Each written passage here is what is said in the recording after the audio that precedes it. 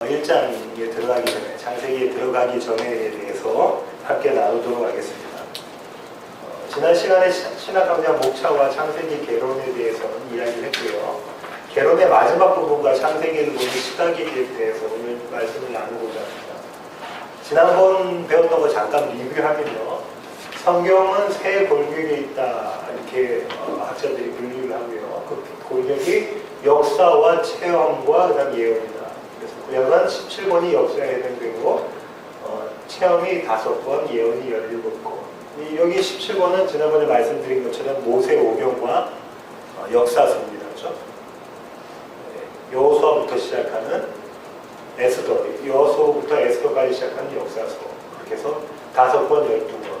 일단 체험서는 여러분 잘 아시는 시가서, 욥기, 시편, 잠언, 전도서, 아나서. 그럼 예언서는 예언서 내지는 선지서라고 부르고, 신약에 들어와서는 5권은 복음서와 사도행전, 4권의 복음서와 사도행전, 그 다음에 21권의 서신서, 그리고 1권은 예언서, 요한계시록 이렇게 되겠죠.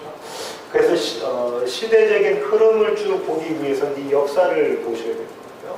이 역사 가운데 사이사이에 그 사람의 체험, 그러니까 하나님의 약속이 이루어지는 것을 자기 삶 가운데서 경험하는 것에 대한 체험을 담고 있는 것이 체험서.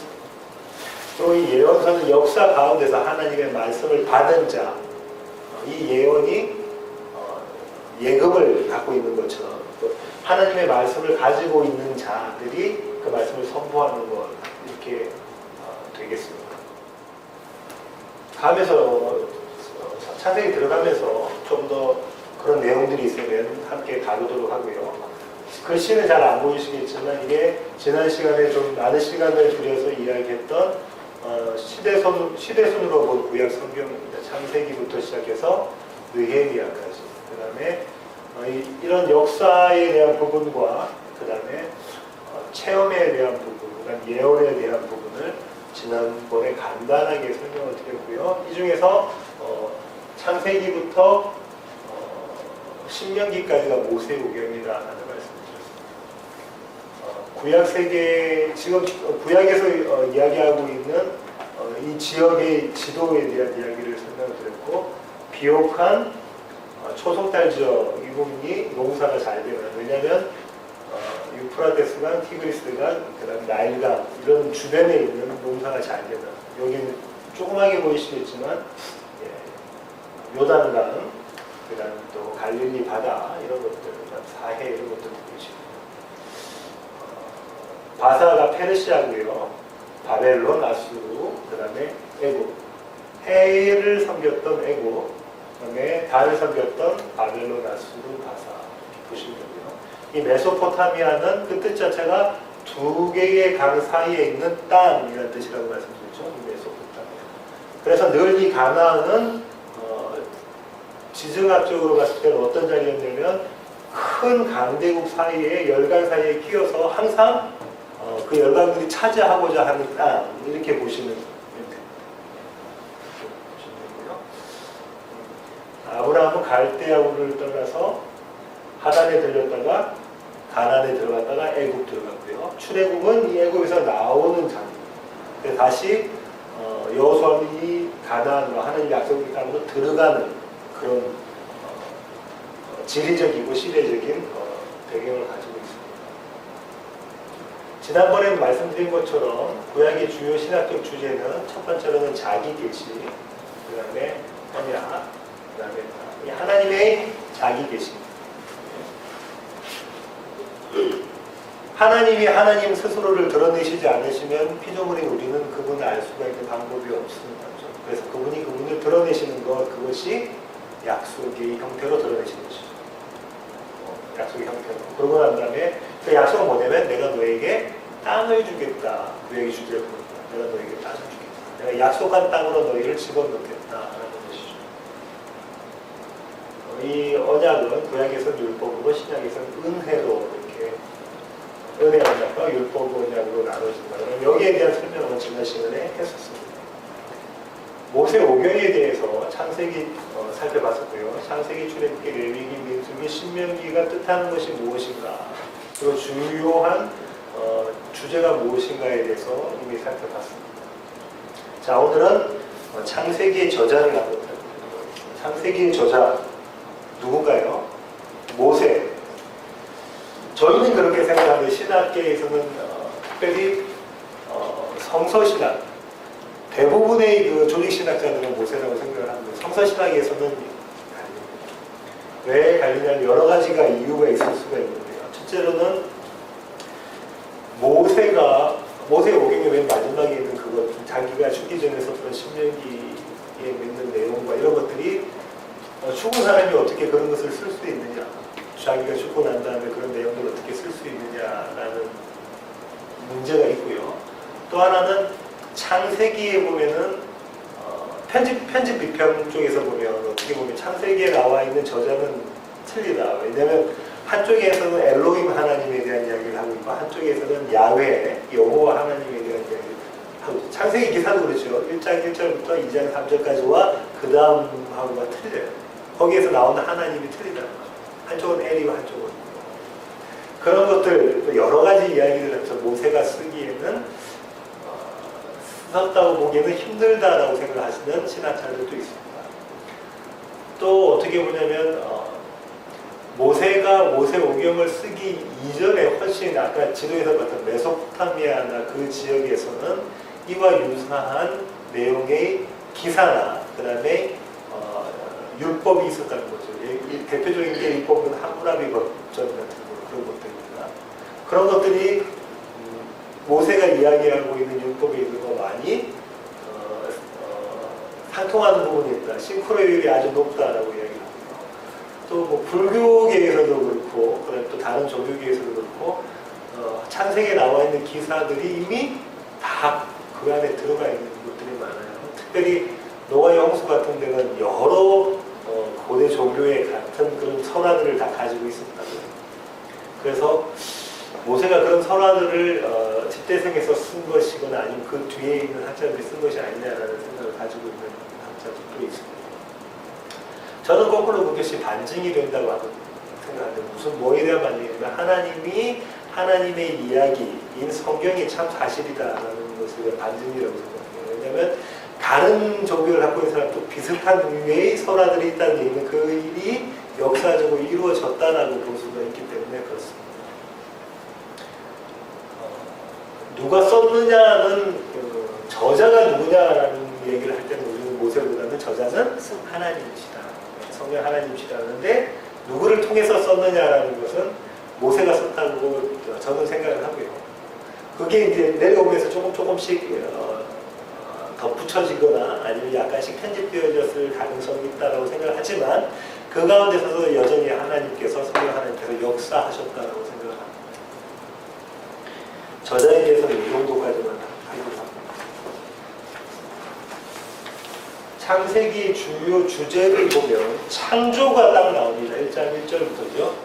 태초에 하나님이 천지를 창조하셨다. 하늘과 땅을 창조하셨다라는 것부터 시작해요. 창세기 주제는 창조예요. 그래서 제네시스가 창조잖아요. 창조에 대한 이야기를 하고 있는 거죠. 그런데 창조에 나오는 이야기들이 여러 가지가 있는데 이 이야기를 하기 전에 이 창조에 대해서 여러 가지 말들이 있어요. 왜냐하면 나중에 잠깐적으로 제가 설명을 드리겠지만 과학적으로 이 창조가 입증이 되느냐를 가지고 시비를 붙입니다. 세상 사람들이죠. 아니야, 그럴 수가 없어. 그래서 세상 사람들이 이야기하고 있는 창조는 어떤 창조입니까? 자연이 우연적인 창조라죠. 우연적인 창조랍니다. 창조자가 있는 것이 아니라 우연적으로 창조가 된 것이다. 행융화에 의해서 이 세상이 창조되어졌다라고 이야기를 합니다. 지구에 사는 피조물에 대해서는 어떻게 생각하죠? 이걸 가지고 갖고 오는 이론이 뭡니까? 예? 창조론 말고 진화론. 다 같은 입장이에요. 우연적 창조. 우연히 무언가에서 예를 들면 어떤 물질들이 모여서 나베바에서 출발해서 이렇게 쭉 우연히 그렇게 된 것이라는 우연적 창조를 기독교계에서는 창조과학이라고 이야기했어요. 아니다, 그건 아니다. 성경에 있는 창조가 맞는 것이다 해서 이 창세기에 나와 있는, 창세기 1장과 2장에서 나와 있는 것들을 과학적으로 증명하려고 합니다. 그러다 보니까 이 사이에 많은 갭이, 아주 큰 갭이 있어요. 그죠? 왜냐면, 창조과학이 아닌, 우연히 생겼다, 빅뱅 이론이라고 하는, 우연히 생겼다라고 주장하는 과학자들의 생각에서는 이 지구의 나이가 상당히 오래된 시간을 가지고 있는 나이다. 근데 창조과학에서 이야기하고 있는 나이는 아주 짧아요. 도저히 그것은 가능하지 않다라고 이 사람들이 이야기해요. 창조과학은 아주 마이너리티고요. 특별히 기독교계에서도 창조과학을 믿는 분들은 별로 많이 없는 것 같아요. 아주 펀더멘털로 가지 않는 이상 그런 것 같아요. 저는 창조과학을 믿지 않습니다. 이것은 틀렸다라고 생각합니다. 왜냐하면 과학으로 하나님의 창조를 증명할 수가 없기 때문에 그렇습니다. 나중에 그 이유에 대해서 조금 더 설명을 드리도록 하겠습니다. 지금 좀 설명을 할까요? 이 책에서 보면 내가 알아야 할 모든 것은 창세기에서 배웠다. 지난 시간에 소개시켜드렸던 책인데 말바돈이라는 그 목회자가 쓴 건데 여자분입니다. 말바돈이라는 분이 있었는데 이분의 내용 안에 있는 내용에 대해서는 제가 동의를 하지 않지만 접근 방법에 대해서는 동의하는 부분이 많은데 제가 한번 잠깐만 읽어보도록 하겠습니다. 첫 페이지입니다. 성경의 주제는 하나님이다라는 챕터에 이런 얘기가 나와 있어요. 성경이 주제로 삼는 것은 하나님입니다. 다시 말씀드립니다. 성경이 주제로 삼는 것은 하나님입니다. 너무 뻔한 이야기는 논점인 것 같습니다 하면서 쭉 설명하면서 이렇게 이야기하십니다. 우리는 성경을 읽으면서 자신에게 종종 이런 물음을 던지곤 합니다. 이 말씀은 나에게 어떻게 적용될까? 내가 이 복음을 살아내려면 어떻게 해야 할까? 혹은 그다지 고상하지는 않지만 자기도 모르게 이렇게 묻고 있을지도 모릅니다. 어떻게 해야 이 본문이 나를 기분 좋게 해줄까? 이 구절을 어떻게 사용해야 내 견해를 뒷받침할 수 있을까? 이렇게 성경을 본다는 거죠. 설교하시는 분들도 많이 이렇게 설교를 하실 수도 있어요. 어떻게 하면 내가 지금 하고 싶은 말을 성경으로 뒷받침할까? 그렇게 이야기를 할 수가 있는 거죠. 그렇게까지는 아니더라도 이 말씀을 나는 어떻게 적용해서 살아야 될까에 포커스를 맞출 수가 있습니다. 이것을 적용이라고 이야기합니다. 적용? 이 저자는 이렇게 이야기합니다. 그런 질문 다음에 이렇게 생각하게 되는 이유는 우리가 다른 책이나 간행물들을 이런 식으로 읽기 때문입니다. 사실 이 질문들은 모두 중심이 하나님에게서 우리로 신본주의에서 인본주의로 옮겨온 것입니다. 라고 말씀하시면서 덧붙입니다. 그렇다면 우리가 처음부터 다른 질문을 던진다면 어떤 일이 일어날까요? 이 본문에서 하나님이 하시려는 것은 무엇일까요? 이 구절에서 하나님이 삼위 가운데 한 위격에 대해 혹은 세 위격에 대해 도대체 무엇을 말씀하시려고 하는 건가요? 다시 말하면 하나님이 어떤 분인가를 드러내시려고 하시는 것이 무엇인가? 또 하나는 하나님이 무슨 일을 하십니까? 하나님의 비인과 하나님의 두인에 대한 이야기를 하고 있는 것이죠. 사소한 문제 같지만 이것은 실로 엄청난 관점의 전환입니다. 초점이 자기 개선에서 경배로 옮겨가기 때문입니다. 아주 좋은 시각인 것 같아요. 그러면서 몇 페이지 뒤에 이런 말씀을 써놓으셨어요. 창세기 1장부터 3장까지 나와 있는 이야기들은 생물학과 천문학의 사실, 팩트죠. what과 방법, how를 묻거나 선사시대의 시기, when을 물으라고 기록된 것이 아닙니다. 뭐라고 말씀하시냐면 창세기에 있는 이 이야기들은 what에 대한 것, 그 다음에 어떻게 만들어졌는 how에 대한 것, 언제 이 얘기냐라는 몇 년 됐느냐, 지구가 몇 년 됐느냐, 이 우주가 얼마나 오래됐느냐 이런 얘기 하려고 하는 건 아닙니다. 라는 얘기를 하고 있습니다. 그러면은 where 빼고 우리가 남에게 맞는 것은 두 가지가 있는데 하나는 풀 거예요. 그죠? 서울대의 천문학자 교수이신 분에 대한 말씀 지난번에 한번 설명드리고 제가 성함을 잘 기억을 못하겠습니다. 그분과 또 연세대에 계신 분도 같은 말씀을 하고 계시는데요. 서울대의 천체물리학인 것 같아요. 그분이 이렇게 말씀하셨어요. 창세기는 후에 대한 이야기지 how, when에 대한 이야기가 아니다. 후, 포커스가 어디입니까? 하나님에 대한. 거기에 우리가 한 가지 더 관심을 가져야 될 게 뭐죠? 그렇다면 왜 하나님이 이 세상을 창조하셨다? 저와 여러분을 왜 하나님께서 창조하셨나에 관심이 있어요. 누가 왜? 다른 것보다 누가 왜? 여기에 관심을 가지고 창세기와 또 성경 구약, 신구약 66권을 읽어야 될 줄로 압니다. 창세기에 나와 있는 창조에는 어떤 뜻을 담고 있냐면 언약과 선택이라는 그 작은 주제를 또 담고 있습니다. 언약, 선택. 언약, 선택 아시죠? 언약. 하나님께서 누군가와 약속을 하신 것이고 그 약속을 하신 누군가를 선택하셨다는 개념입니다. 언약과 선택. 나중에 제가 조금 더 설명을 드릴 겁니다. 또 한 가지는 유일신주의예요. 창세기에 나와 있는 그때 당시에 많은 창세기 때에 그다음 모세 시대 때에 믿는 신들은 아주 많았어요. 마치 그레코 로마, 헬라와 그러니까 히랍 신들과 그다음에 로마 신들이 아주 많은 것처럼 뭐 수레 신, 무슨 신, 또 중국과 일본에 가면 인도에 가면 아주 많은 신들이 있는 것처럼 불교도 마찬가지로 그렇게 다 신을 믿었단 말이에요. 근데 그것이 아니라 창세기에서는 신은 오직 한 분이시다라는 이야기를 하고 있어요. 근데 이 한 분의 신을 두 가지로 표현하고 있는데 하나는 여호와, 하나는 엘로힘. 그렇게 분리해서 설명을 하고 있습니다. 여호와하고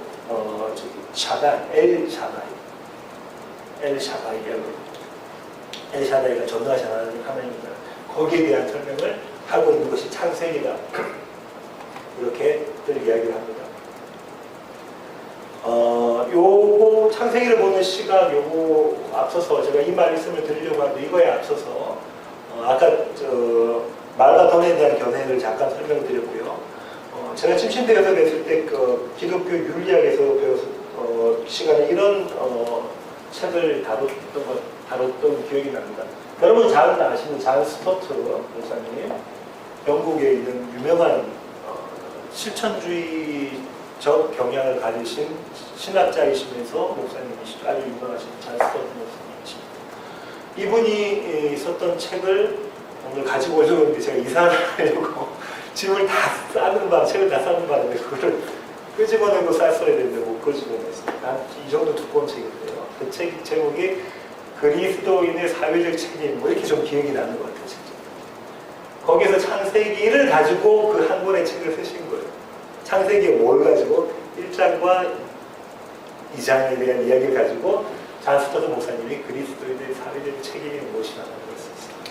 이분이 이야기하는 것이 세 가지가 있는데 첫 번째는 뭐냐면 인간의 존엄.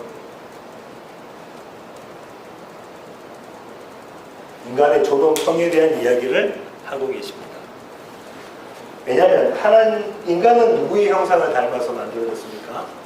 하나님의 형상을 닮아서 형상대로 만들어졌기 때문에 인간은 누구나 존엄하다. 두 번째 주제는 인간은 평등하다. 인간 평등하다. 왜 하나님 처음부터 남자와 여자를 만드셨다. 이 남자와 여자는 평등에 대한 얘기를 한다. 성별의 평등, 인종의 평등, 그 다음에 가진 것과 가지지 못한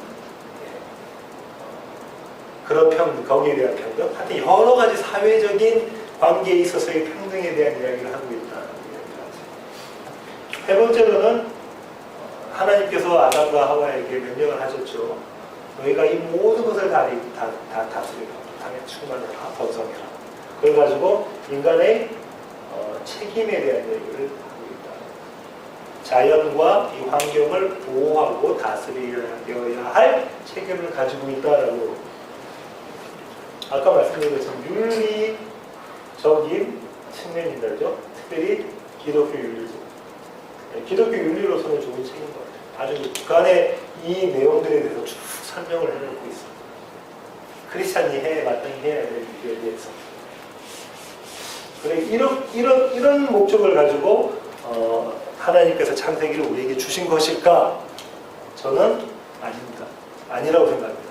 잔 스타트 목사님처럼 이런 일들을 해야 되겠지만 이건 그리스도인 비그리스도인의 차이가 아니라 인간이라면 이런 일들을 해야 된다는 거죠. 똑같이 신앙인은 아니죠. 정말로 하나님께서 창세기를 시작으로 해서 요한계시록까지 성경 66권의 약속을 우리에게 주신 목적은 다른 데 있다는 거죠.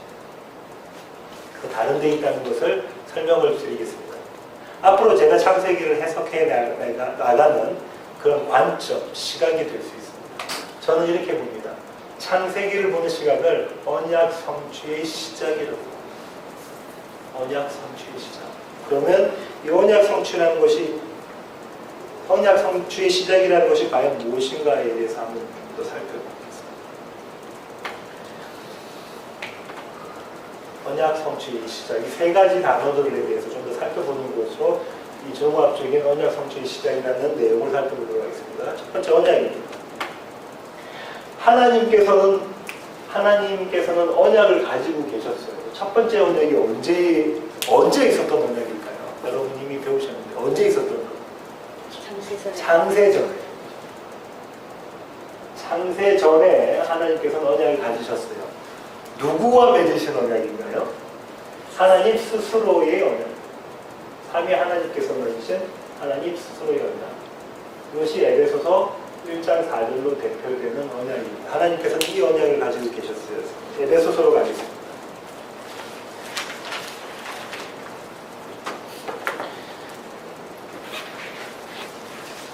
3절부터 읽어볼게요. 찬송하리로다 찬양합시다 하나님 곧 우리 주 예수 그리스도의 아버지께서 성부 하나님께서 그리스도 안에서 하늘에 속한 모든 신령한 복을 우리에게 주시되 뭘 주신다고 하십니까?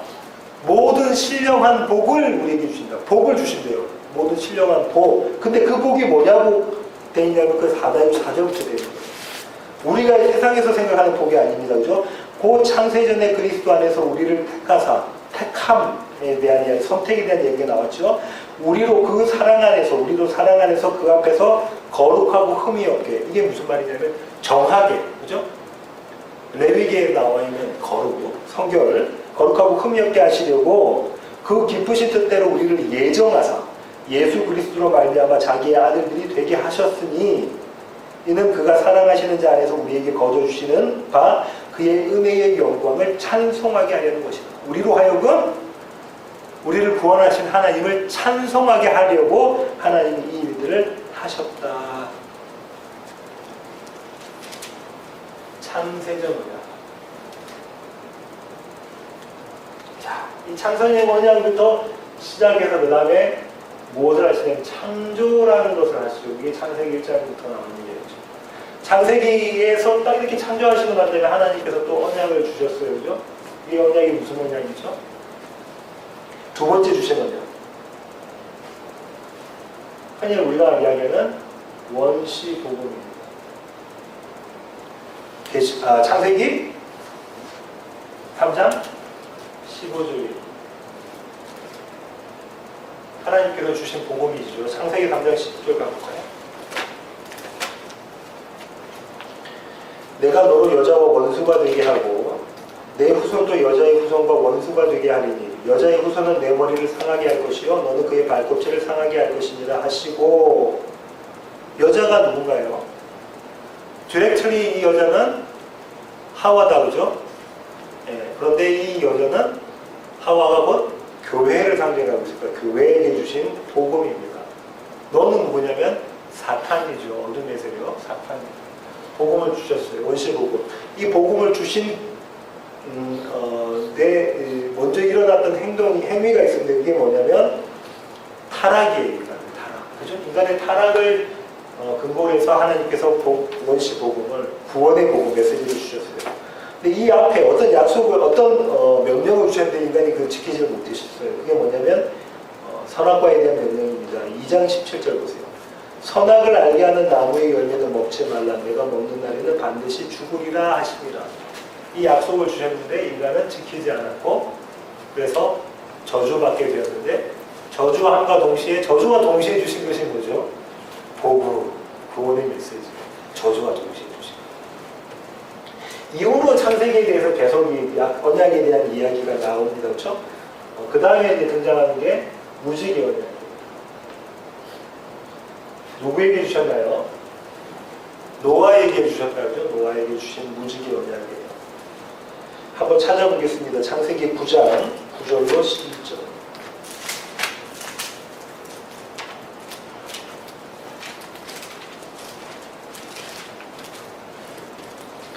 내가 언약을 너희와 너희 후손과 너희와 함께한 모든 생물 곧 너희와 함께한 새와 가축과 땅의 모든 생물에게 세우리니 방주에서 나온 모든 것 곧 땅의 모든 짐승에게니라. 내가 너희와 언약을 세우리니 다시는 모든 생물을 홍수로 멸하지 아니할 것이라. 땅을 멸할 홍수가 다시 있지 아니하리라.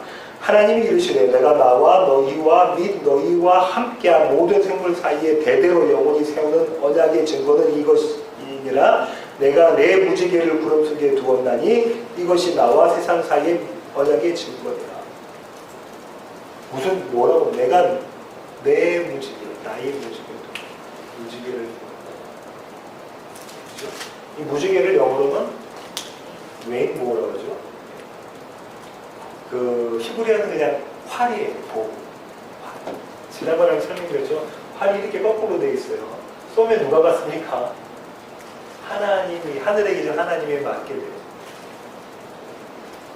하나님이 하나님 스스로 인간들이 쏜 화살에 맞아서 죽고 이루시는 구원을 하나님 택하신 자들은 멸망하지 않고 구원하시는 그 약속, 무지개 언약입니다.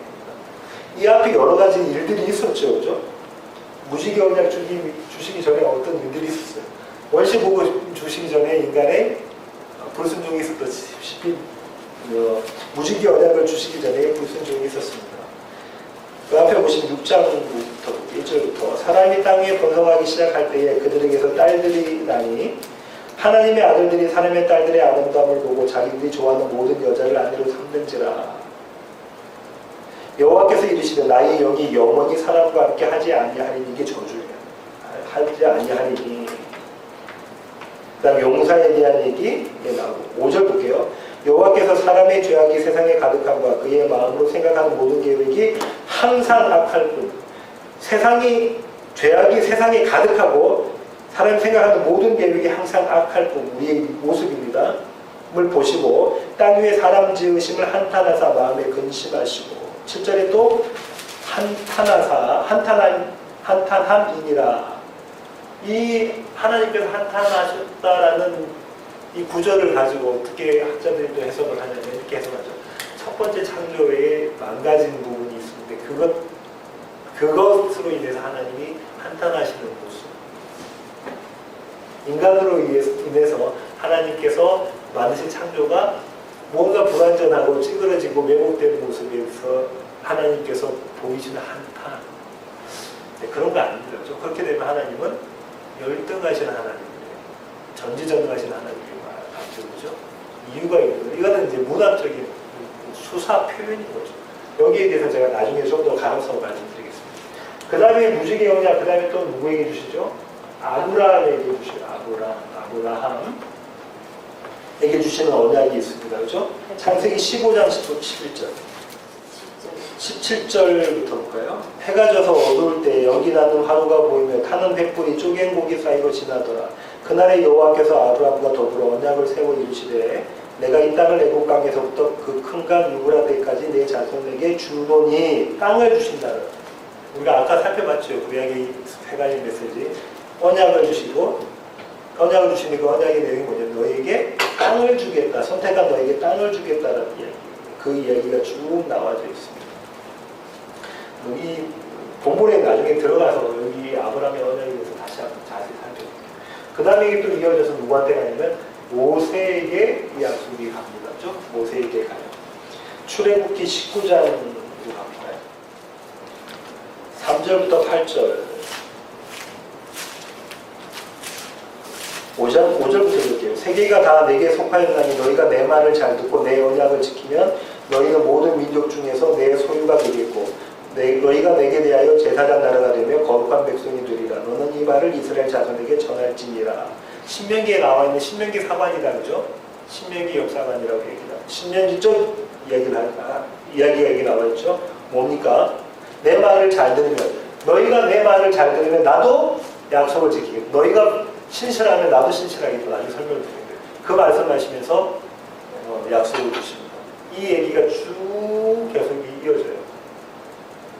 모세에게 특별히 주셨던 약속 중에 너희는 나의 백성이 되고 그 백성 디스크라이브 하는 게 뭐죠? 꾸미는 게 거룩한 나의 백성입니다. 거룩한 제사장입니다.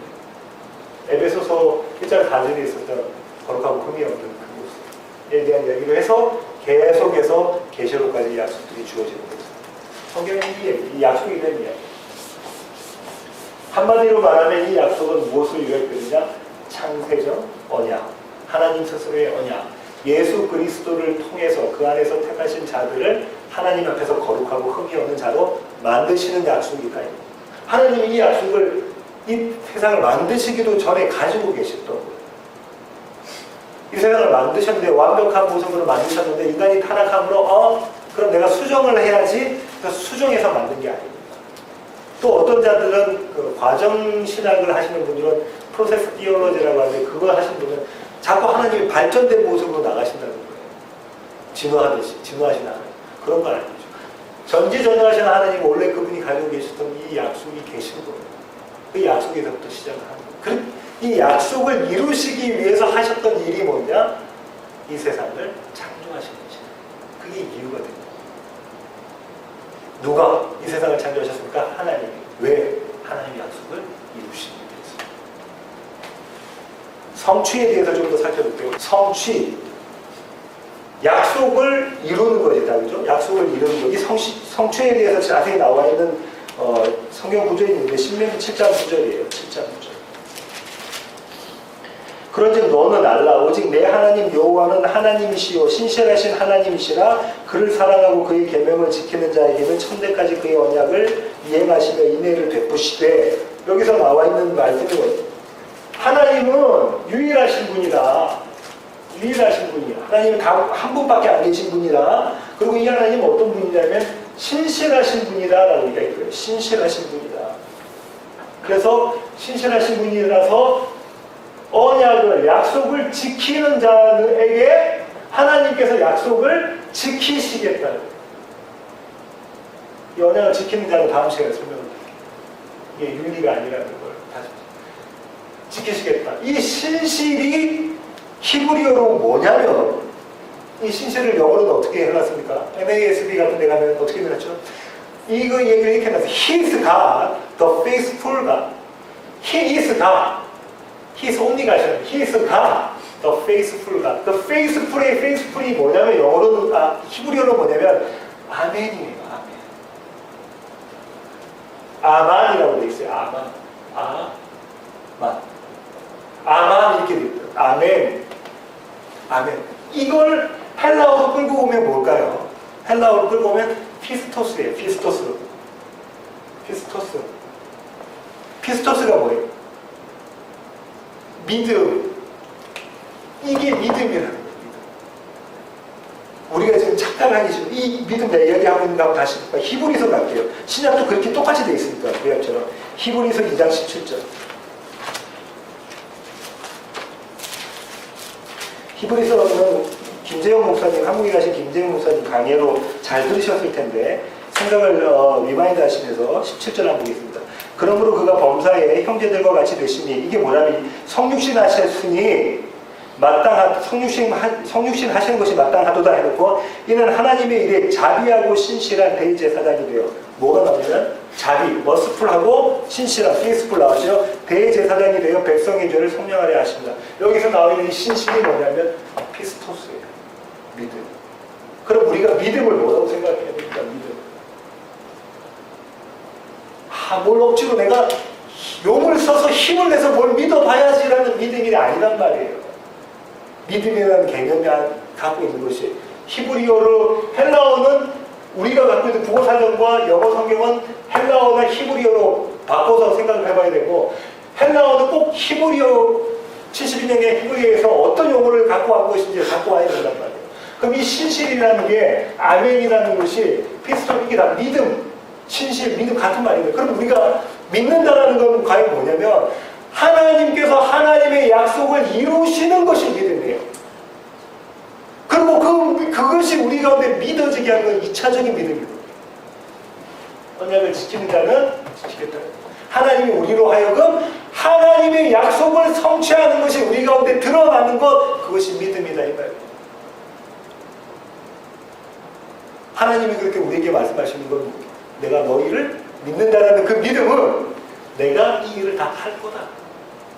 이 일을 위해서 내가 이 세상을 창조했다. 이 일을 시작하기 위해서. 대한 이야기입니다. 마지막 시작에 대해서 빨리 살펴보고 끝내겠습니다. 시작에 대해서 잘 이야기가 나와 있는 게 여러분하고 저가 이미 공부를 했던 계시록 22장 13절입니다. 22장 13절. 나는 알파와 오메가요 처음과 마지막이요 시작과 마침이라. 시작이 있으니까 뭐가 있다고 그랬죠? 마침이. 처음이 있으니까 뭐라고 했죠? 마지막이. 알파니까 오메가. 뭐에 대한 얘기를 하겠어요? 내가 그냥 뭐 시작했으니까 마침이다, 처음이니까 마지막이다, 알파이다, 오메가. 여기에 대한 이야기를 하고 있는 게 아니에요. 세 단어, 언약, 성취. 언약이 있는데, 창세전 언약이 있는데, 하나님 스스로 본인 당신의 언약이 있는데 이것을 성취하기 위해서 시작한 것이 창조다 이 말이에요. 이 하나님의 약속 성취에서 시작했는데 이것은 마침내 마침이 있을 거고 처음이니까 마지막이 있을 거고 알파이니까 오메가의 때가 있을 것이다. 이거는 뭐냐면 마침 마지막 오메가는 무엇을 갖고 있습니까? 완성이 있을 것이다. 이게 어디 나와 있어요? 계시록에 나와 있죠. 언제? 예수님이 다시 이 땅에 오실 날, 저와 여러분을 부르실 그날이 마침이요 마지막이요 오메가인 완성이 될 것이다. 이 얘기를 하고 있습니다. 어디서부터? 창세기부터 시작해서 하나님께서 하나님 스스로 만드신 언약을 우리와 그 언약을 공유하시고 나누시고 쉐어하시고 그 언약을 이제 내가 성취를 할게, 내가 이제 시작한다 하고 만드신 것이 창세기, 이 세상의 창조라는 거죠. 그러고 마지막에 이 세상의 마지막 때 완성될 때 예수님이 오시는 그날까지 그 약속이 쓰여진 게 창세기부터 마지막 계시록까지. 이 관점을 가지고 그러면 관점이 뭐겠어요? 하나님의 언약의 성취, 하나님의 언약의 성취의 계시라는 관점으로 창세기를 본다면 이 하나님의 언약이 아까 말씀드렸던 에베소 1장 4절에 있는 창세전 언약이 예수 그리스도 안에서 당신께서 택하신 자들을 그분 앞에서 거룩하고 흠이 없는 자로 만드시는 그것, 우리가 이야기하는 복음, 가스펠, 굿뉴스가 창세기 1장 1절부터 있을 거란 말이에요. 그 관점에서 해석을 해내야 되지 이 세상이 어떻게 만들어졌는데 남자가 여자가 만들어졌는데 평등해라는 얘기가 아니라는 얘기예요. 자연을 보호해라라는 이거는 자연 보호는 기독교의 비그리스도인도 다 해야 되는 거예요. 그런 얘기가 아니라 이 언약을 어떻게 성취하겠다라는 그림을 보여주시는 그림이에요. 그런 은혜가 됩니다. 하나님께서 저와 여러분에게 주신 약속이기 때문에 이 약속을 이렇게 여셨습니다에 대한 내용이기 때문에 다음 주 1시간은 쉬고 그 다음 주부터 창세기 1장 1절 시작하도록 하겠습니다. 기도하시겠습니다. 하나님 아버지 감사합니다. 하나님의 약속을 우리가 보게 하시고 그 약속을 신실하게 아멘으로 믿음으로 이끌어 가시는 하나님의 열심을 보게 하셔서 하나님만 찬양하는 오늘의 예배 시간 되게 하여 주시옵소서. 사사기의 말씀을 통해서 그 약속을 확인하게 하시고 하나님을 찬양하는 저희들 되게 하여 주시옵소서. 예수님의 이름으로